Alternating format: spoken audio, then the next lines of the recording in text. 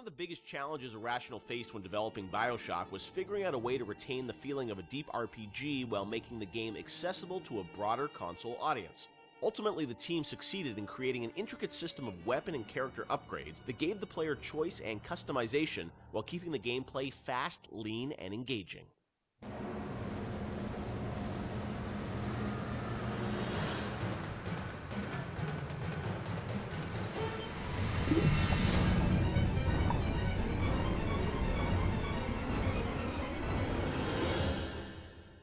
One of the hallmarks of Bioshock, to me at least, was that it really blended RPG and sort of first-person action game together in a way that, is sort of standard today, but a decade ago was really pretty revolutionary.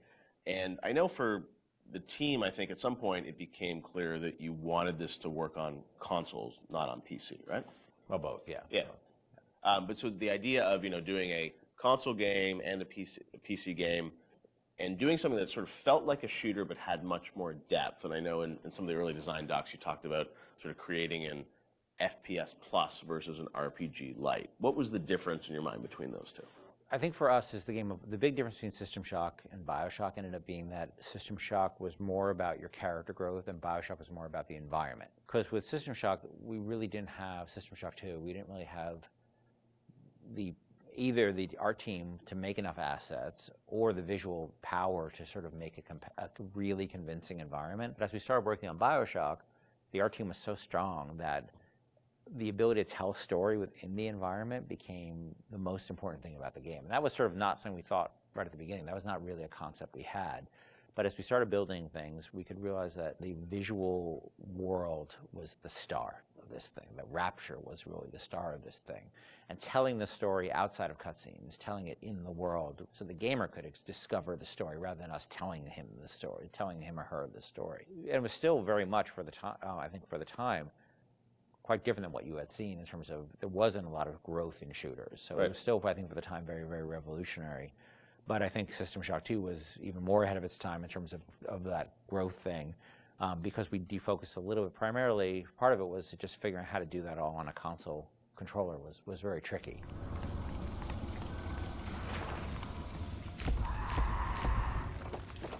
I remember even the early demos, and people you see a plasma, you see like a upgraded weapon, people are like, oh, I've never seen that before in a shooter. And that was, when you were coming out of the sort of, the Quake, Doom, Half-Life, where it's like you have, 8 weapons on the keyboard, and you sort of knew what they were, and they weren't going to change. Yeah. Sean, was that something that, from a sort of creative standpoint, was it always clear that that was something you guys wanted to do, or it evolved over time because you wanted to have more depth in the game? I mean, it certainly evolved over time, and each upgrade path was slightly had its own unique challenges. Like certainly upgrading the weapons, you had to design a base weapon that didn't feel like crap.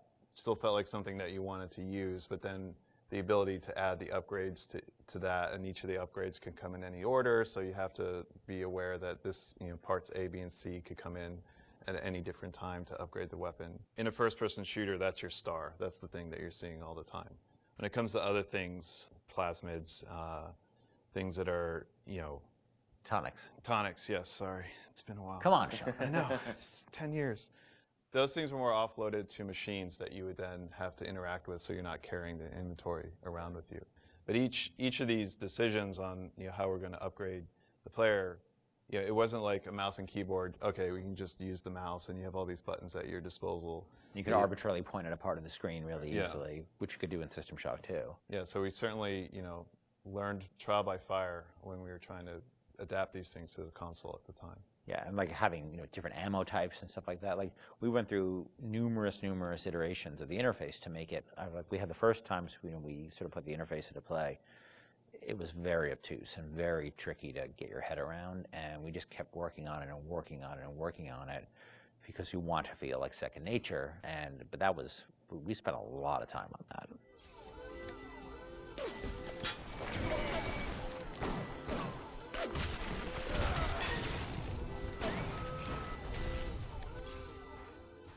What motivated the idea of having so much choice in the way you could sort of play through this game? What was it to give the player a better sense of authorship over the experience, or what was driving that? I've always liked the idea of giving the player a lot of agency in terms of their play style. and experimenting with the playstyle and trying different things and seeing what worked and didn't work and interacting with the environment. The notion that it's sort of a playground that you get to play around with and imprint your own desire on was great, because I think we were more skeptical about being able to do that with story at the time. In fact, so much to the point where that became almost like a joke. You know, that becomes the meta joke of the game, of how little agency you have in your story. But agency in terms of how you play the experience and how you load out your weapons and how you interact with the environment, as compared to most shooters at the time, where basically like you can shoot them with the shotgun or shoot them with the the pistol. That was really important to us. So we spent a lot of time trying to make the world react in a way that you would expect and hope it to react when you tried something. Right. And some of those system or decisions we made about systems fed back into the narrative, like locking Adam behind Big Daddy and the little sister. Like, you can't get Adam unless you deal with the Big Daddy, which then becomes a roving boss fight, which then becomes another system that I don't know if we planned that from the start or was one of those happy, like, serendipity, like, oh, this decision that we made about putting Adam behind the Big Daddy totally works because now we have a different type of boss fight that you hadn't really seen in other games. Actually, it was bad. It was the other way, because what happened was originally there was no concept of Adam, and Big Daddy just had money and other treasure on them, like every other splicer. Yeah.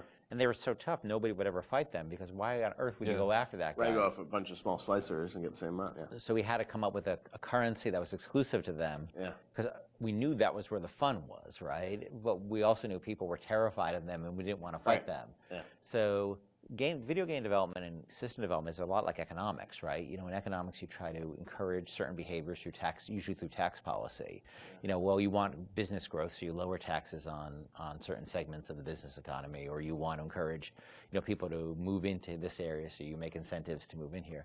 We had to make an incentive for players to fight the Big Daddy, and Adam became that incentive. And then once you had this Adam, then you had a new piece of narrative, which they could then incorporate back into the story. An old tasty Adam I can drink.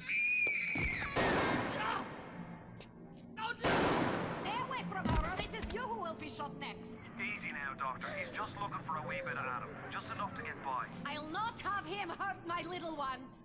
Talk a bit about the plasmids and the vending machines and that sort of whole approach to, I guess, what is kind of a tech tree, but, and coming from PC games, used to strategy games and whatnot, with very complicated ways of how you would upgrade things. I thought you guys did a really interesting approach to how you made it very accessible to a console audience. How did that evolve?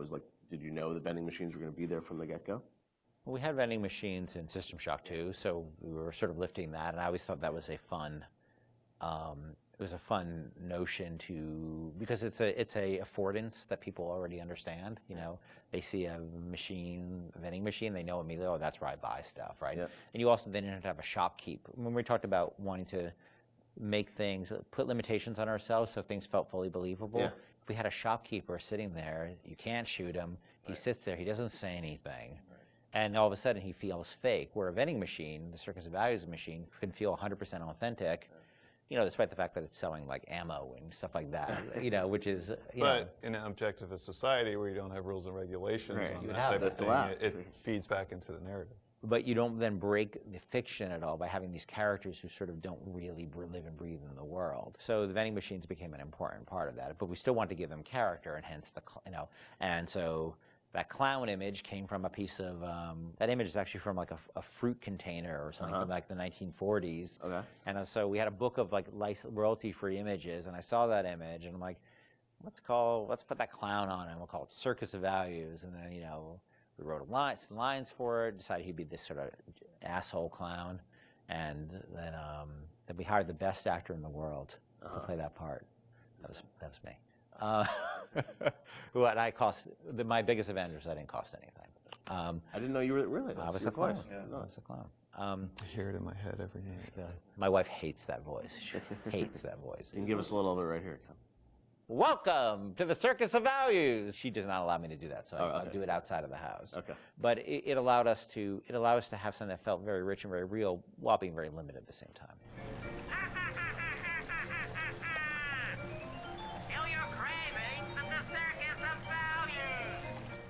And also, the plasmids and sort of the motif of sort of the videos and how you explain sort of what a plasmid was, that was a really fun way, I thought, to sort of explain that. Sean, how did you guys evolve that? Because it was a very artistic approach.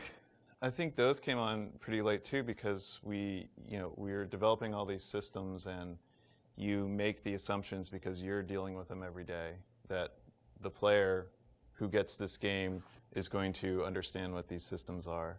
And we always joke that you can't ship a developer with a game, or you can't expect somebody to have a README file for all of these things. Nobody's understanding what these plasmids are or how to use them. How do we present these to the audience in such a way that they're going to understand what it is fictionally and what it is functionally? Because Rob Waters did a lot of the animations on those, and we sit down and we write out like a little 30-second commercial of what this thing is. And again, because going back to the narrative, this is what would happen in Rapture. People are trying to sell these things, so they would come up with commercials to explain why you need this. Using that as your framework, you can then come up with all of these little gags that people will remember, that have a little personality to them. But I think ultimately in the end weren't that expensive to create, because they're cheap. I think that one of the most important things about it is we didn't want them to be long, and we didn't have a lot of budget for the art, so we have like a couple of frames of animation in them essentially. And so we had to figure out, how do we message how this thing works in like that. And that's what marketing is, right? It's how do you message how something works. And marketing and tutorializing are very similar things, right? You're trying to get a message across in a very brief period of time in a very snappy fashion. And I think that one of the things that I always felt about games is that tutorials are sort of death. And because they're usually like, you go into a scene and there's like a shooting range or something like that, and narratively they never really make sense either. And they're so boring. And so we always try to put a big burden on ourselves of how do we train people while not letting them know they're being trained, and brevity is really important to that. So we had a bunch of art constraints on that, which also led to a bunch of writing constraints. And so those things were like, I don't even know if they were 30 seconds. Yeah, they were like really short. seconds. Yeah, like 15 seconds long. We had to explain a whole plasmid in that period of time. And I think that was a good exercise, because it also made the game, it forced us to be concise and to really explain what this thing was like that. Throw objects at foes. You can even catch grenades and throw them back.